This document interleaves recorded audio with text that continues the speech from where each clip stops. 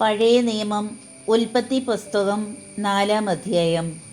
കായീനും ആബേലും. ആദം തൻ്റെ ഭാര്യയായ ഹവ്വായോട് ചേർന്നു. അവൾ ഗർഭം ധരിച്ചു കായേനെ പ്രസവിച്ചു. അവൾ പറഞ്ഞു, കർത്താവ് കടാക്ഷിച്ച് എനിക്ക് പുത്രനെ ലഭിച്ചിരിക്കുന്നു. പിന്നീട് അവൾ കായേൻ്റെ സഹോദരൻ ആബേലിനെ പ്രസവിച്ചു. ആബേൽ ആട്ടിടയനും കായേൻ കൃഷിക്കാരനുമായിരുന്നു. ഒരിക്കൽ കായേൻ തൻ്റെ വിളവിൽ ഒരു ഭാഗം കർത്താവിന് കാഴ്ച സമർപ്പിച്ചു. ആബേൽ തൻ്റെ ആട്ടിൻകൂട്ടത്തിലെ കടിഞ്ഞൂൽ കുഞ്ഞുങ്ങളെ എടുത്ത് അവയുടെ കൊഴുപ്പുള്ള ഭാഗങ്ങൾ അവിടത്തേക്ക് കാഴ്ചവെച്ചു. ആബേലിലും അവൻ്റെ കാഴ്ചവസ്തുക്കളിലും അവിടുന്ന് പ്രസാദിച്ചു. എന്നാൽ കായേനിലും അവൻ്റെ കാഴ്ചവസ്തുക്കളിലും അവിടുന്ന് പ്രസാദിച്ചില്ല. ഇത് കായേനെ അത്യധികം കോപിപ്പിച്ചു. അവൻ്റെ മുഖം കറുത്തു. കർത്താവ് കായേനോട് ചോദിച്ചു, നീ കോപിച്ചിരിക്കുന്നത് എന്തുകൊണ്ട്? നിന്റെ മുഖം വാടിയിരിക്കുന്നത് എന്തുകൊണ്ട്? ഉചിതമായി പ്രവർത്തിച്ചാൽ നീയും സ്വീകാര്യനാവുകയില്ലേ? നല്ലത് ചെയ്യുന്നില്ലെങ്കിൽ പാപം വാതിൽക്കൽ തന്നെ പതിയിരിപ്പുണ്ടെന്നോർക്കണം. അത് നിന്നിൽ താൽപ്പര്യം വെച്ചിരിക്കുന്നു, നീ അതിനെ കീഴടക്കണം. ഒരു ദിവസം കായേൻ തൻ്റെ സഹോദരൻ ആബേലിനോട് പറഞ്ഞു, നമുക്ക് വയലിലേക്ക് പോകാം. അവർ വയലിലായിരിക്കെ കായേൻ ആബേലിനോട് കയർത്ത് അവനെ കൊന്നു.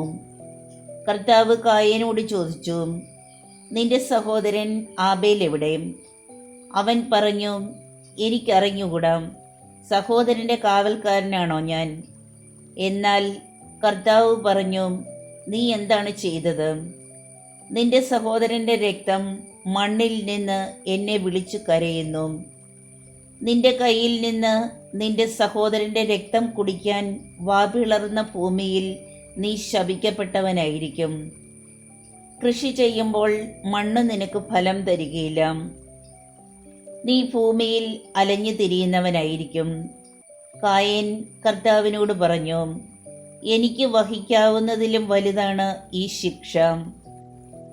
ഇന്ന് അവിടുന്ന് എന്നെ ഈ സ്ഥലത്ത് നിന്ന് ആട്ടിപ്പായിച്ചിരിക്കുന്നു. അവിടുത്തെ സന്നിധിയിൽ നിന്ന് ഞാൻ ഒളിച്ചു നടക്കണം. ഞാൻ ഭൂമിയിൽ ഉഴലുന്നവനായിരിക്കും. കാണുന്നവരെല്ലാം എന്നെ കൊല്ലാൻ നോക്കും. കർത്താവ് പറഞ്ഞു, ഒരിക്കലുമില്ല. കായേനെ കൊല്ലുന്നവൻ്റെ മേൽ 7 ഇരട്ടിയായി ഞാൻ പ്രതികാരം ചെയ്യും. ആരും കായേനെ കൊല്ലാതിരിക്കാൻ കർത്താവ് അവൻ്റെ മേൽ ഒരടയാളം പതിച്ചു.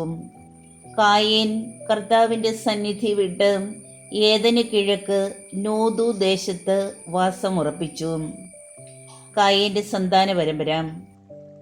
കായേൻ തൻ്റെ ഭാര്യയുമായി ചേർന്നു. അവൾ ഗർഭം ധരിച്ച് ഹെനോക്കിനെ പ്രസവിച്ചു. കായേൻ ഒരു നഗരം പണിതു. തൻ്റെ പുത്രനായ ഹെനോക്കിൻ്റെ പേര് അതിന് നൽകി. ഹെനോക്കിന് ഈരാദും ഈരാദിന് മെഹുയായേലും ജനിച്ചു. മെഹുയായേലിന് മെഥൂശായേലും മെഥൂശായേലിന് ലാമക്കും ജനിച്ചു. ലാമക്കിന് 2 ഭാര്യമാരുണ്ടായിരുന്നു, ആദായും സില്ലായും. ആദായുടെ മകനായിരുന്നു യാബാൽ. കൂടാരവാസികളുടെയും അജപാലകരുടെയും പിതാവായിരുന്നു അവൻ. അവൻ്റെ സഹോദരൻ്റെ പേര് യൂബാൽ. കിന്നരവും വേണുവും വായിക്കുന്നവരുടെ പിതാവായിരുന്നു അവൻ. സില്ലായിക്കും ഒരു പുത്രനുണ്ടായി, തൂബൽ കയ്യീൻ. ചെമ്പ് പണിക്കാരുടെയും ഇരുമ്പ് പണിക്കാരുടെയും പിതാവായിരുന്നു അവൻ. തൂബൽ കയ്യീന് നാമ എന്നൊരു സഹോദരി ഉണ്ടായിരുന്നു.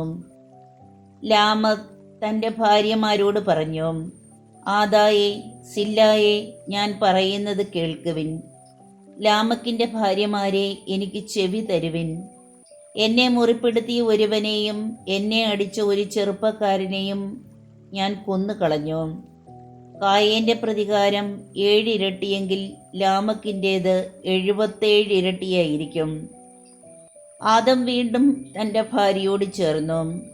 അവൾ ഒരു പുത്രനെ പ്രസവിച്ചു. സേത്ത് എന്നവന് പേരിട്ടു. കാരണം കായേൻ കൊന്ന ആബേലിന് പകരം എനിക്ക് ദൈവം തന്നതാണ് അവൻ എന്ന് അവൾ പറഞ്ഞു. സേത്തിനും ഒരു പുത്രൻ ജനിച്ചു. സേത്ത് അവനെ എനോഷ് എന്ന് വിളിച്ചു.